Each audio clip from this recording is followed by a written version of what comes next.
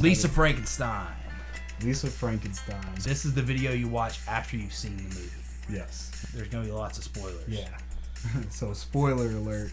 Not only is it really well done, and it's a movie that was made and it nailed the 80s time period, this is the kind of movie that they would have made in the 80s or 90s. It's a little, that movie's a little like if there was a dark Disney universe, that's like a dark Disney movie. That's a good way to put it. Yeah. There was those like dark kind of gory moments, like the axe murderer part, or you know, when Frankenstein chops off the Crush's like, you know, shit, is that the music and just the colors, like you almost feel okay watching. What do you think about some people who theorized that the axe murderer was Lisa's dad? Ooh, I haven't heard that. He definitely gives off some kind of he's not all there energy. Yeah. All the way into the end when they're at the graveyard and he's like, hey Lisa, yeah, hey Lisa, just like just kind of unfazed by it. Yeah. Also, why is her name Lisa Swallows? When the guy comes up to her crush, and calls her Lisa Swallows, I'm like, is he clowning her? Right. Or something? No, her name's Lisa Swallows. What a name! That's a horrible last name. That's terrible. You know. So I've never seen Jennifer's Body. It's something you definitely have to watch. Do you feel like it is in that same universe? Were there nods to that movie? Not as far as I know right now. No. Yeah. That what makes me really curious about how she wants to explore this universe. Like, does she just want to?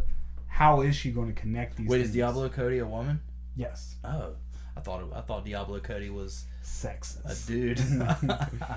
I mean, the name number one, Cody, and then Diablo. Honestly, now that you say she's a woman, it makes a lot more sense that a woman made this movie. Yeah. It's too well written. What do you mean by that? Nah, honestly.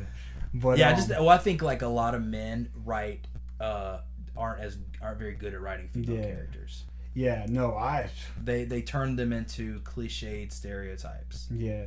Instead of actual people. Because like Taff, she was so well written. She was kind of like the centering force, or like the only really, really good person in the movie. One of the things that I was worried about, like during the movie, not really worried, but I wanted Lisa to be with Frankenstein.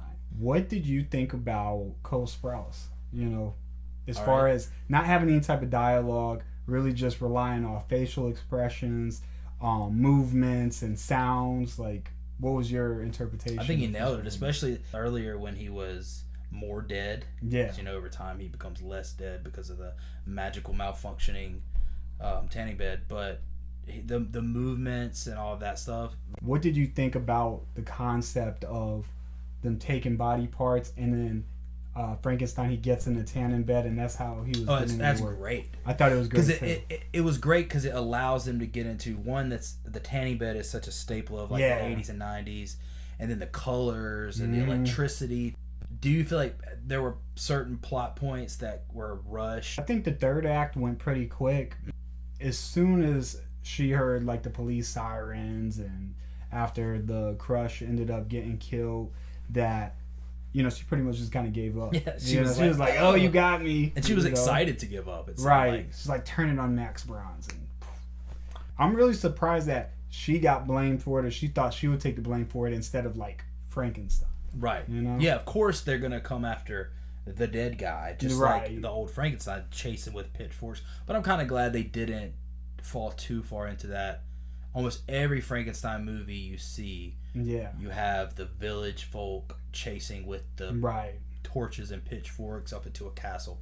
What did you think about the beginning, when Frankenstein was created? She's at the party. She gets spiked with LSD or something. Yeah, PCP. And then she stumbles. She goes into the room with the guy. Tries to assault her. She weird ass leaves. Dude. She basically stumbled out of the house and into the graveyard. And then she says, "I want to be with you." Goes home, goes to sleep, has that weird dream, and the lightning strikes and brings him to life. Yes.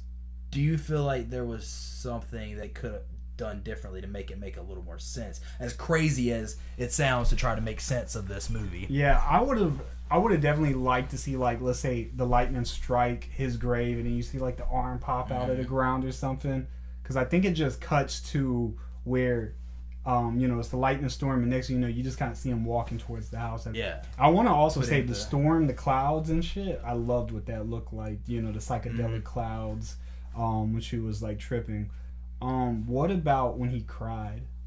Oh, I thought that was great. I love when people do polarity, right, or subvert expectations. Yeah. You never think about tears as stinking, right? So when he cries, the shit stinks. Yeah, it's funny. It's just a funny little like tidbit of the movie. I thought so too. I'm glad they entered that in there. What did you think about the rendition of REO Speedwagon? I'm not like that familiar with the song, so I don't know. It was good. It was definitely appropriate for the time.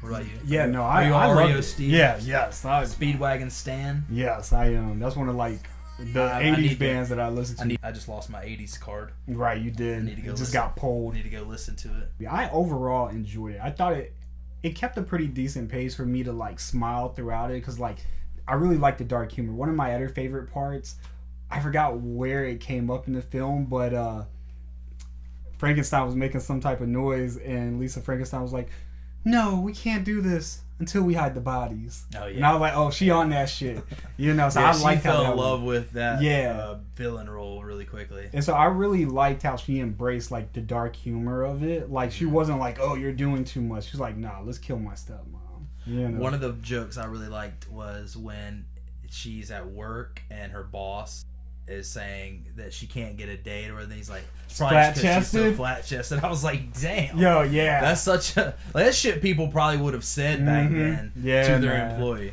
I thought that was funny. And that's what I really kind of liked about the movie. I thought it leaned into a lot of the tropes like really well. Like even when they were like, yeah, like I'm a very intuitive person. I called the sidekick hotline in a real Jamaican. Yeah, I'm an IP.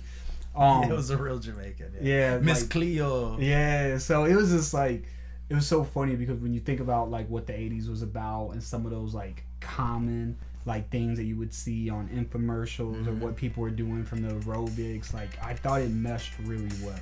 It could totally become a cult classic. Yeah. Even if it's not doing great financially, it's a perfect movie to just put on while you're doing some work or something.